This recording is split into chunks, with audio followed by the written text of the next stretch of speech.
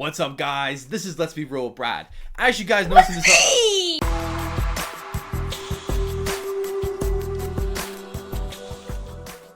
Alright, get over here. Let's just start this video up.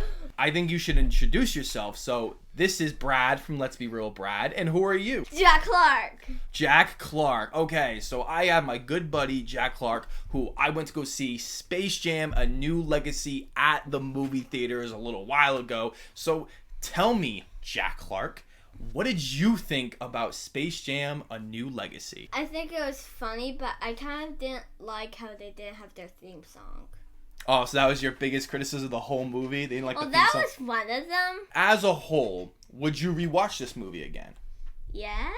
Would you go back to the movie theater and watch it Well, again? not the movie theaters. Why would I go back to the movie theater? Well, like, I don't know. I mean, like, I seen it just today. I won't rewatch it this second day. So this is going to be a spoiler discussion of Space Jam: A New Legacy, as we're going to be diving deep into every single aspect of this movie. Now, starting with the spoilers, let's get some of the positives, some of the things that we liked with this movie. And Jack, tell me some of the specific things that you liked about this new one. Well, some parts were funny. Say the beginning. I liked how the beginning was just like the first one's beginning. Mm-hmm. Like, kind of like how, like, LeBron goes through, like, the same story that, like, Michael Jordan did, and they show, like, when he was a kid and he gets older. You like that stuff? Yeah. What did you think about when they went into the Toon World? It was funny, and I like how the symbol, when he landed right into the ground. Oh, it made the Nike symbol, right? Yeah. One of the things I really liked about the movie was the animation and the 2D. When it was like all a cartoon, I thought it looked so good. What'd you think about that? Yeah. Yeah. And I liked how when they went to 3D. That's fair. So let's get right into the basketball game itself. What did you think of the basketball game? Too long. Okay. All right. It was a hot take. Here we go. I do like how it was Looney World. In the Looney World. Did you like how they had all, like, the Warner Brothers characters show up? Like Fred Flintstone. They thought it was pretty funny. One of the things that I really liked about the basketball game is that it was in a video game. Yeah, it was like a video game. Yeah, they had, like, the power-ups and stuff. So you said the game was too long. Are you talking about, like, the first half of the game? Because I felt like that was too long myself. We just kind of, like, bored by it. It was like... I mean, like, it was good, but I feel like you needed more time for, like, you know... gags and jokes and... Joke. I know this is kind of, like, hard to think about because we just watched the movie, but do you think this was better than the first basketball game in the other movie? With Michael Jordan, with the secret stuff, and they're fighting the Monstars? No. The first one's always better. Okay. Fair enough. I agree with you that the first basketball game is better because it's very simple, straight to the point. For me, I really liked that they did something different with the video games, but I almost thought the game went so long. Do you thought that, like, this game felt like it was, like, way too serious and tension? Because then the basketball game was very too serious. intense. Because the other movie was very comedic and was funny and there was tons of jokes. We're going to talk about LeBron James. So, you're not a big basketball guy, right? Yes. So, for me, I know quite a bit about basketball. Basketball is one of my favorite sports that I've grown up with. I know quite a bit of the references. But one of the things that I personally didn't love all that much is this movie feels more like a LeBron James movie than it does Looney Tunes. And we were talking about it before. Do you want to talk about some of the things that you had a problem about that? Yeah. That it shouldn't been all about, what was his name again? Like about LeBron? Yeah. It was too much about him. Oh, yeah. Than Looney Tunes. Because as you're not, like, a massive basketball fan, you came here for the Looney Tunes, right? Yes. Like you did the first one. Yes. So having too much LeBron, you're probably really bored by it, I'm guessing. Only, like, without the Looney Tunes.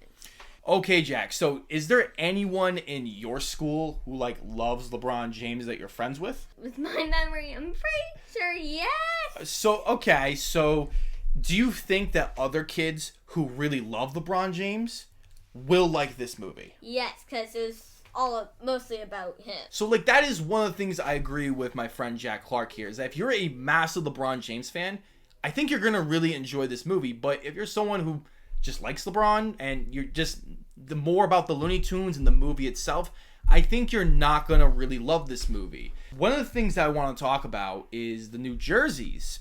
What did you think of the new jerseys that they wore? Because they're different from the first movie. If you were to wear a shirt. Jerseys. Okay, cool. I prefer the original ones, but I can understand why they looked really good.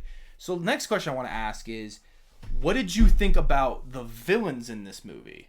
The villains, because they're as creative as the last. Were you bored by this movie at any point? Like the first 30 minutes? In like the beginning, yes, because mostly, no, Looney Tunes. So that is one common consensus that I do agree with my friend Jack here, is that the beginning of this movie is quite boring. It's not very interesting. You're watching LeBron James almost just kind of showcase how awesome he is, and that's the thing they do in the first movie.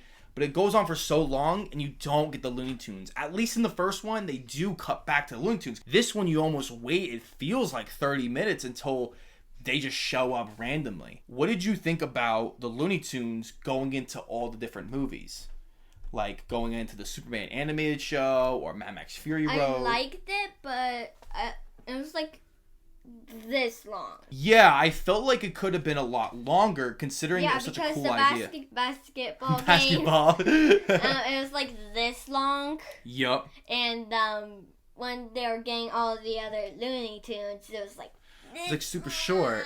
Yeah, like one of the things I agree. So like if this was a normal movie, right? I wouldn't mind that it was really short, but they had the whole different worlds. Like we saw The Matrix, Max Fury Road, movies you definitely haven't seen. So one of the movies this movie compares to that a lot of people are going to be talking about is Ralph Breaks the Internet from 2018. So I want to ask your quick thoughts about that movie. If you had to pick between Ralph Breaks the Internet and Space Jam 2, what would you pick? Space Jam 2.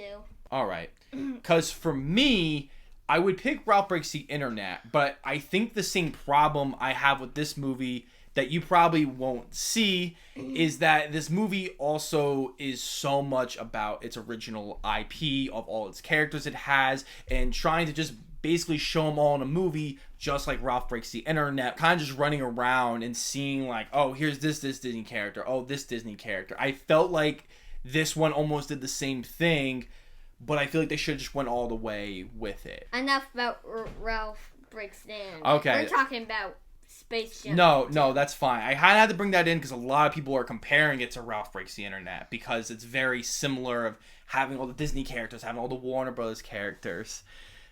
Okay, guys, so now we're going to give our final closing thoughts of this movie. And so we're going to start with Jack Clark here. So I'm going to ask you the pivotal question.